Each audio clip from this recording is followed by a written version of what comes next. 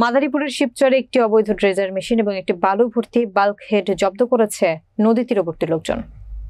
বুধবার সন্ধ্যা ৬টার দিকে শিবচর উপজেলার বহেরাতলা ইউনিয়নের টেকেরহাট হুড়া এলাকার আড়িয়াল খাঁ নদ থেকে এই অবৈধ ড্রেজার এবং বালু ভর্তি বাল্কহেড জব্দ করে এলাকাবাসী। বিস্তারিত দেখুন জাবেদ মাহমুদের প্রতিবেদনে। প্রত্যক্ষদর্শীরা জানান, বহিরাতলা ইউনিয়নের টেকেরহাট হুড়া এলাকার আড়িয়াল খাঁ নদীতে দীর্ঘদিন যাবত অবৈধ ড্রেজার দিয়ে নদী থেকে বালু উত্তোলন করছে কিছু অসাধু বালু ব্যবসায়ীরা। এলাকাবাসী প্রশাসনের কাছে লিখিত অভিযোগ জানালেও কোনো সুরাহা মেলেনি। ক্ষিপ্ত হয়ে বুধবার সন্ধ্যায় নদীতে অবৈধ ড্রেজার দিয়ে বালু উত্তোলনের সময় ড্রেজার মেশিন জব্দ করে এলাকাবাসী। এ সময় স্থানীয় বাসিন্দা শেখ আব্দুর রহিম বলেন, অবৈধ ড্রেজার মেশিন দিয়ে বালু উত্তোলন করে আসছে কিছু সন্ত্রাসীরা। তারা প্রায় বছর খানেক ধরে বালু উত্তোলন করে আসছে, ফলে আমাদের বাড়িঘর জায়গা জমি হুমকির মুখে আছে।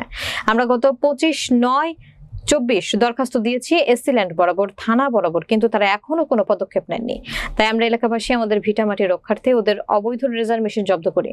প্রশাসনের নিকট আমাদের একটাই দাবি, আর যেন কোনোদিন নদীতে অবৈধ ড্রেজার দিয়ে এই সন্ত্রাসীরা বালু উত্তোলন না করতে পারে। আমরা শুধু আজকে না, আমরা এই দীর্ঘদিন ধরে বর্ষা হওয়া থেকেই দীর্ঘদিন মাটি কাটতেছে, 8-10 মাস ধরে মাটি কাটতেছে। আমরা গত 25/9 দরখাস্ত দিছি এসসি ল্যান্ড বরাবর, ডিসি বরাবর, এবং টিউন বরাবর, থানা বরাবর। আমাদের এই দরখাস্ত অনুযায়ী তারা কার্যক্রম করে নাই। আজকা সরাসরি এসসি ল্যান্ডের কাছে গেছি, এসসি ল্যান্ড লিখিত দিছে যে থানায় ব্যবস্থা নেওয়ার জন্য এবং সেনাবাহিনীর ব্যবস্থা নেওয়ার জন্য।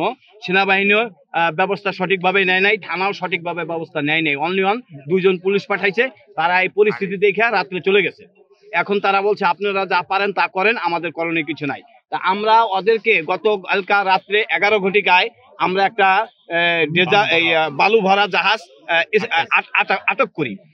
ওদেরকে বলা হয়েছিল যে তোরা আইসা বল যে আমরা ভবিষ্যতে আর এই কাজ করব না, যা করছি আর করব না। বিপক্ষেই লোক দেখতেছি বেশি, আমি ওই এর বিপক্ষেই। আমি অনুরোধ করবো আপনারা মিডিয়া কাজ করেন, আর সত্য প্রকাশ করেন, পত্রিকায় পাবলিশ করেন এবং প্রশাসন যাতে এটা অ্যাকশন নেয়, এটি আমাদের। এই পর্যন্ত আমাদের কেন আমার দীর্ঘদিন যাবৎ এই অভিযানের বিরুদ্ধে আমরা এই গ্রামবাসী সকলে মিলে আমরা এটার বিরোধিতা করছি। তারা কোনো মানে কমন মানে না। তারপরে আমরা আইনি ব্যবস্থা নিয়েছি, থানায় গেছি, সিলিন্ডারের কাছে গেছি, টিউনের কাছে গেছি, আমরা লিখিত দরখাস্ত দিয়েছি, অভিযোগ দিয়েছি। তারা এই ব্যাপারে কোনো ব্যবস্থা নেয়নি। তারপরে আমরা গ্রামবাসী সবাই মিললে আমরা একতা হয়ে উদ্যোগ নিয়েছি যে আমরা আর আমাদের ক্ষতি হইতে আমরা নিজের চোখে দেখে ক্ষতি হতে দিব না। তারপরে আমরা চাষি আমাদের যে সম্পত্তি আপনার বড় ধান এবং চীনা বাদাম হয় শুকনো মৌসুমে কয়েকশো বিঘা সম্পত্তি আমাদের এই নদীর এই বালি খননের কারণে এগুলি নদীর গর্ভে চলে যায়। ড্রেজারের কারণে বেড়িবাঁধ ভেঙে গেছে এবং আমাদের হাজার হাজার বিঘা বড় ধানের জমিন ওরা কাইটা বিলীন করে দিতেছে। আমরা বড় ধান লাগাইতে পারতেছি না স্যার। আর আমরা প্রায় 1 বছর ধরে ওরা ড্রেজার কাটতেছে, আমরা মানা করতেছি, কাছে বসাই ওদেরকে বলছি তোরা কাটিস না, ওরা কয় না আমরা কাটবো। পরে আমরা আইনের মাধ্যমে গেছি, আইনও আমাকে কোনো সহযোগিতা করে নাই।